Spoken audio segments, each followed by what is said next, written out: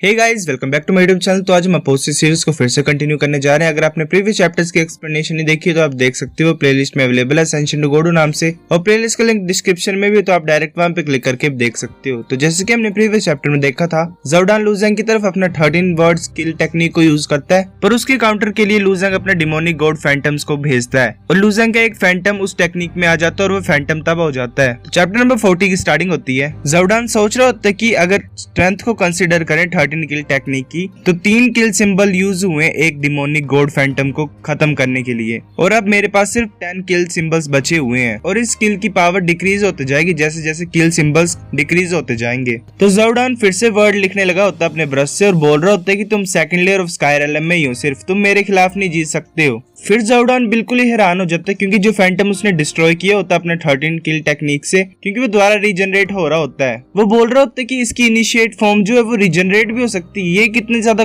खतरनाक टेक्निक है। तो वहां पे हुआ टियानमिंग के साथ 2 डिस्पल्स और भी आ जाते हैं, जो कि टियानी पीके स्ट्रॉन्गेस्ट 3 होते हैं, उनमें से हुआ टियानमिंग भी एक होता है। तो सेंटर वाला डिस्पल बोल रहा होता है, जूनियर ब्रदर हुआ, तुम्हें क्या लग रहा है यहाँ पे क्या हो रहा है? तो हुआ टियानमिंग बोलता है कि मैं इसे सिर्फ एक बार ही मिला हूँ, पर मुझे भी पता नहीं लगा कि ये टेक्निक कैसे वर्क करती है। तो फिर वो सेंटर वाला डिस्पल दूसरे डिस्पल को बोलता है कि जियून तुम्हें क्या लगता है? तो जियून सोच रहा होता है कि ये बच्चा वूजी फिर से मेरे दिमाग से कुछ चीज निकालने वाला है और चाहता है कि मैं इसे एक्सप्लेन करूँ। तो वो बोलता है कि हुआ टियानमिंग जो है वो इतने ज्यादा टैलेंटेड जूनियर है हमारा, उसे नहीं पता ये कैसे वर्क करती है, तो मुझे कैसे पता होगा? तुम मुझे क्यों पूछ रहे हो? फिर हुआ टियानमिंग उस फाइट को देख रहा होता है और बोल रहा होता है कि मुझे ऐसा लग रहा है ये कोई हाई टायर स्किल को यूज कर रहा है। ये जो ईस्टर्न प्रोविंस है ये तो बड़ा छोटा सा पार्ट है 5 कॉन्टिनेंट्स में से, और इस पूरी दुनिया में ये पूरी दुनिया बहुत बड़ी प्लेस है, और ये हैरानी की बात नहीं होगी कि इस दुनिया में और भी स्किल्स होंगी जो कि हेवन और अर्थ से भी ज्यादा स्ट्रॉन्ग होगी। ये हम तभी पता लगा सकते हैं जब हम ईस्टर्न प्रोविंसेस को लीव करके दुनिया के दूसरे कोने में जाएंगे। तो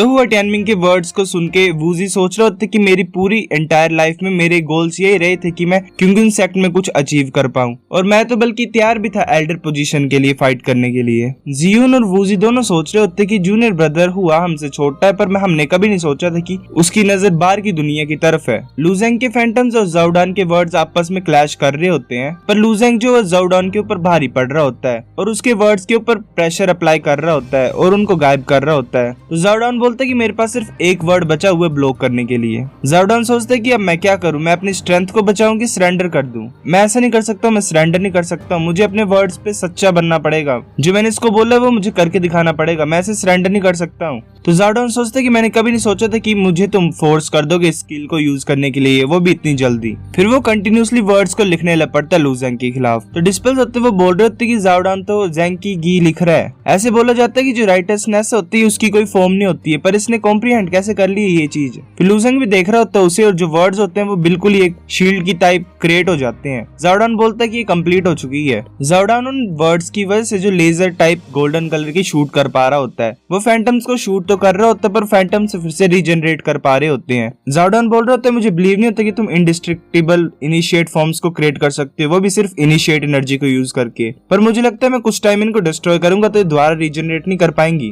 वो कंटिन्यूसली फैंटम्स की तरफ अटैक कर रहा होता है अपनी लेजर से, जो कि उन वर्ड से आ रही होती है, पर वो फैंटम्स फिर से रीजनरेट कर रहे होते हैं। लू ज़ेंग सोच रहा होता है कि हाँ ये सच है कि डिमोनिक गॉड फैंटम्स जो हैं वो डिस्ट्रॉय हो सकते हैं, मुझे ऐसा लगता है कि मुझे इसकी ये पावर को रोकना पड़ेगा। फिर लू ज़ेंग अपने सारे फैंटम्स को ज़ोरडान की तरफ भेज देता है, बस ज़ोरडान उन्हें डिस्ट्रॉय कर देता है, पर वो फिर से रीजनरेट होकर ज़ोरडान की तरफ अटैक करने लग पड़ते हैं और उस टेक्निक को तोड़ने की कोशिश कर रहे होते हैं। ज़ोरडान सोच रहे होते हैं कि ज़ेंग की गी जो टेक्निक है वो डिस्ट्रॉय नहीं हो सकती, ये क्या करना चाहता है? वो कंटिन्यूसली लेजर शूट कर रहा होता है फैंटम्स की तरफ और उनको डिस्ट्रॉय कर रहा होता है। फिर जो फैंटम्स होते हैं वो डिस्ट्रॉय होना स्टार्ट हो जाते हैं। ज़ोरडान खुश हो जाता है और बोलता है कि ये अब शुक्र है डिस्ट्रॉय तो हो रहे हैं। फिर ज़ोरडान के जो वर्ड्स होते हैं वो लेजर शूट कर रहे होते हैं फैंटम्स की तरफ, और फैंटम जो है उनको अब्सॉर्ब करने स्टार्ट कर देते हैं। ज़ोरडान सोच रहा होता है अब्सॉर्ब ये कैसे कर सकते हैं ऐसा? वो सोच रहा होता है कि ऐसा लग रहा है कि मैं ऐसे अपनी एनर्जी को वेस्ट कर रहा हूँ फैंटम्स को डील करने के लिए, अगर मैं लू ज़ेंग को डिफीट कर दूंगा तो फैंटम्स खुद ब खुद ही गायब हो जाएंगे। फिर वो लू ज़ेंग की तरफ अपने लेजर का अटैक करने लग पड़ता है। वो लेजर बिल्कुल लू ज़ेंग की तरफ आ रहा होता है, पर लू ज़ेंग उसे बाल बाल डोज करता है। वो लेजर इतनी ज्यादा पावरफुल होती है कि वो जो डिस्पल होता है हुआ टियानमिंग के पास, उसके पास से निकलती है वो और पीछे डैमेज क्रिएट कर देती है ग्राउंड पे। तो रेफरी बोलता है बाकी डिस्पल्स को कि तुम पीछे हट जाओ वरना तुम में खतरा हो जाएगा।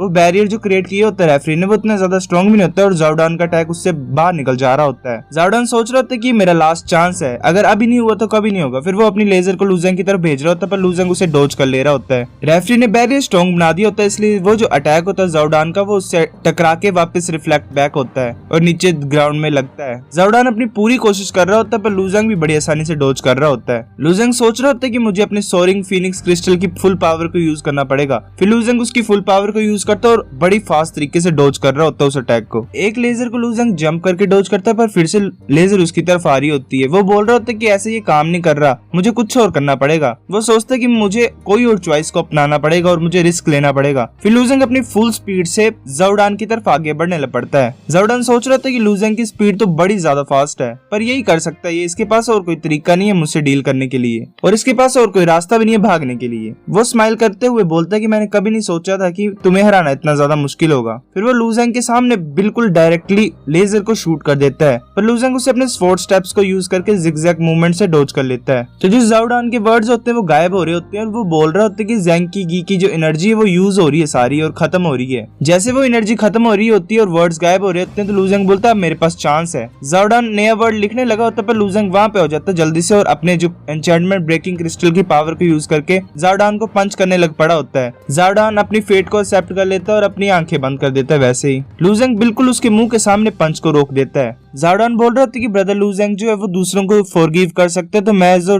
जाओडान है वो रिस्पेक्ट करता हूँ तुम्हारी चॉइस को और ये जो मैच मैं हार चुका हूँ। तो फिर रेफरी अनाउंस कर देता है कि ड्रिजल पीकर लूजेंग जीता इस फाइट को। डिस्पल्स बोल रहे होते हैं कि ऐसे ओवर हो गए इतनी जल्दी। तो एक डिस्पल बोल रहा होता है कि जाओडान तो पूरा जेंटलमैन है, उसने अपनी हार को मान लिया। तो एक डिस्पल होता है जिसने बैट लगाई होती है जाओडान के ऊपर, वो रो रहा होता है और बोल रहा होता है कि मेरे सारे सेट पॉइंट्स मैं सारे अपने स्क्वायर क्रिस्टल्स को यहाँ पे हार चुका हूँ। पर जाओ बड़ा ज्यादा खुश होता है और वो बोल रहा होता है कि मेरे पास अब 10,000 स्क्वायर क्रिस्टल से भी ज्यादा है, अब मैं और भी ज्यादा बैट करूंगा लूजेंग के ऊपर। लूजेंग अरीना से वापस आ रहा होता तो इंस्ट्रक्टर वैन अपने हाथ उसके कंधों के ऊपर रखते और बोलता है लूजेंग तुम हमारे ड्रिजल पीक के स्टार हो। जोयुन भी बोल रहा होता है कि ऐसा लग रहा है मुझे कि ये ड्रिजल पीक की रेपुटेशन को नीचे से ऊपर लेके जाएगा। फिर हमें दिखाया जाता है लूजेंग वहाँ पे बैठा होता और जो उसके बाद जो मैचेस हुए थे 2 डिस्पल्स के खिलाफ हे यान पीक के, उन्होंने स्टैंडर कर दिया था लूजेंग के खिलाफ मैच को स्टार्ट होने से पहले ही और इसकी वजह से जो नेक्स्ट मैच स्टार्ट हो गए हैं और जो मैच का नाम है वो है राउंड रॉबिन मैच। इसमें जो है वो कोर डिस्पल्स भी पार्टिसिपेट करते हैं। इंस्ट्रक्टर वैन भी बोल रहा होता है आप कोर डिस्पल्स फाइट कर सकते हैं राउंड रोबिन मैच में। तो रेफरी अनाउंस कर देता है कि फर्स्ट राउंड रोबिन मैच होगा वांग युन का जो है ड्रिजल पीक का कोर डिस्पल अगेंस्ट जेन हुआन लिंग पीक का पू जिंगयू। तो वांग युन वहां पे हमें दिखाया जाता है वो आ जाता है, वो होता है क्विंगन सिक्ट का कोर डिस्पल सेलेस्टियल एलम में। डिस्पल्स बोल रहे होते कि वांग युन अभी से फाइट करने लग पड़ेगा। जब last time all peak competition हुआ था तो वो तो ऐसे गायब हो गया था, अब पता नहीं इसकी स्ट्रेंथ कितनी ज्यादा इंक्रीज हुई है। तो एक डिस्पल बोल रहा होता है कि मैं देखना चाहता हूँ इसका मैच लूजेंग के खिलाफ। सो गाइस चैप्टर नंबर 40 इतना ही था। अगर आपको वीडियो पसंद आई है तो लाइक करो, नहीं भी आई है फिर भी लाइक कर दो, शेयर करो अपने दोस्तों के साथ, कमेंट करके बताओ अगर आपको वीडियो कैसी लगी है, सब्सक्राइब करो। तब तक के लिए बाय बाय।